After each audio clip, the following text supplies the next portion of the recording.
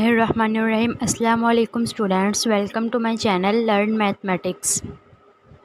So students, I hope all of you will be fine. So in our previous lectures हमने solution of simultaneous linear equations का topic start किया था। हमने देखा था कि लीनियर इक्वेशंस को सॉल्व करने के लिए हमारे पास दो मेथड्स थे, matrix inversion method and Cramer's rule. Matrix inversion methods को हमने प्रीवियस लेक्चर्स में डिस्कस कर लिया था डिटेल से। तो हमने क्रैमर्स रूल को स्टार्ट किया था।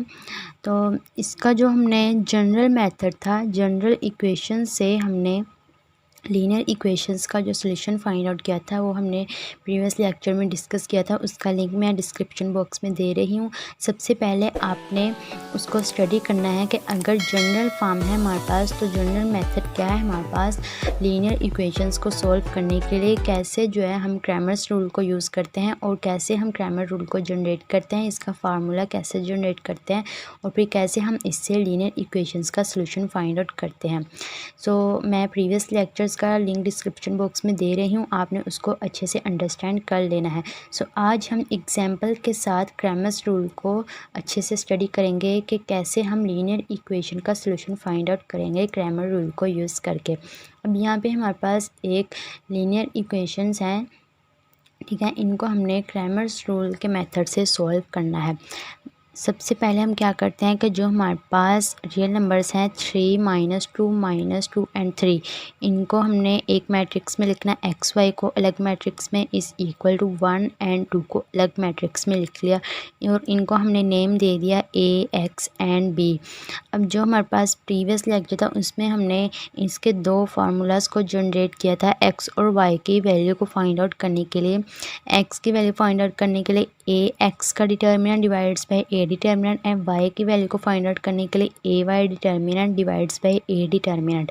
अब यहाँ पे ए एक्स कैसे हम फाइंड आउट करते हैं और ए वाई कैसे फाइंड आउट करते हैं, ये मैंने प्रीवियस लेक्चर्स में अच्छे से इसको स्टडी किया था, ठीक है। आप पहले उस लेक्चर को अच्छे से अंडरस्टैंड करें, देन आप इस लेक्चर पे आएँ ताकि आपको कोई भी मुश्किल ना हो और आप इजीली इसको सॉल्व कर लें। सो यहाँ पे हमारे पास तीन मैट्रिक्स हैं ए, एक्स एंड बी। तो ए एक्स और ए वाई की वैल्यू फाइंड आउट करने के लिए हमने ए मैट्रिक्स और बी मैट्रिक्स को यूज़ करना है। सबसे पहले हमने ए डिटर्मिनेंट फाइंड आउट करना है। अब यहाँ पे हमारे पास दो मैट्रिक्स हैं ए एंड बी, इनको हम यहाँ पे यूज़ करेंगे। ए मैट्रिक्स का हमने डिटर्मिनेंट फाइंड आउट किया और इसका आंसर जनरेट कर लिया 5। ए डिटर्मिनेंट भी आपको फाइंड आउट करना आना चाहिए क्योंकि हमने अपने प्रीवियस लेक्चर्स में इसको काफ़ी बार सॉल्व कर लिया है और मैं इसका जो लेक्चर है वो आपको डिस्क्रिप्शन में दे रही हूँ, ये भी आपने अच्छे से अंडरस्टैंड कर लेना है। इसमें क्या होता है कि हम डायगोनल एंट्रीज़ को सबसे पहले मल्टीप्लाई करते हैं, फिर माइनस का साइन और उसके बाद अदर देन डायगोनल एंट्रीज़ को मल्टीप्लाई करते हैं तो हमारे पास डिटर्मिनेंट आ जाता है। तो हमने ए डिटर्मिनेंट फाइंड आउट कर लिया। अब हमने A X matrix find out करना है और A B matrix find out करना है। उसके लिए हमने ए मैट्रिक्स और बी मैट्रिक्स को यूज़ करना है। इनके जो हमारे पास, अगर हम कहते हैं कि हमने ए एक्स फाइंड आउट करना है, उसके लिए हमने यहाँ पे देखना है ए मैट्रिक्स है, ठीक है। इसका जो फर्स्ट कॉलम है 3 एंड -2, इसको हम जो है वो रिप्लेस कर देंगे 1 और 2 से। इनके हमारे पास ए एक्स इज़ इक्वल टू आ गया 1, 2, -2 एंड 3, यानी कि जो ए मैट्रिक्स का 3 और -2 था इसको बी मैट्रिक्स से हमने रिप्लेस कर दिया और -2 और 3 एज इट इज़ आ गया। तो ये हमारे पास था ए एक्स मैट्रिक्स। सिमिलरली जो हमने ए वाई फाइंड आउट करना है, इसमें क्या होगा कि जो ए का फर्स्ट कॉलम था वो एज इट इज़ आ जाएगा 3 एंड -2, लेकिन जो सेकंड कॉलम था -2 एंड 3, इसको हमने रिप्लेस कर दिया बी मैट्रिक्स से, 1 एंड 2 से इसको रिप्लेस कर दिया तो ए वाई हमारे पास आ गया।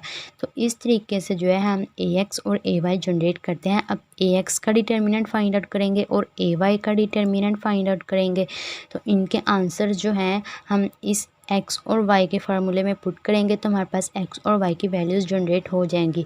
अब डिटर्मिनेंट कैसे फाइंड आउट करते हैं, डायगोनल एंट्रीज़ को मल्टीप्लाई करना है, फिर नेगेटिव साइन और फिर अदर देन डायगोनल एंट्रीज़ को मल्टीप्लाई करना है। अब यहाँ पे मैंने पॉजिटिव का साइन इंट्रोड्यूस किया हुआ है, वो क्योंकि अब जब हम अदर देन डायगोनल एंट्रीज़ को मल्टीप्लाई करेंगे तो यहाँ पे हमारे पास माइनस आता है, तो दोनों माइनस जब आपस में मल्टीप्लाई होंगे तो वो प्लस में कन्वर्ट हो जाएंगे। ठीक है, इस तरीके से आपको ये सारा प्रोसीजर आना चाहिए। मैंने प्रीवियस लेक्चर्स में इनको डिटेल से डिस्कस किया है, आप पहले उनको स्टडी करें, उनको अंडरस्टैंड करें, देन आपने इस टॉपिक पे आना है।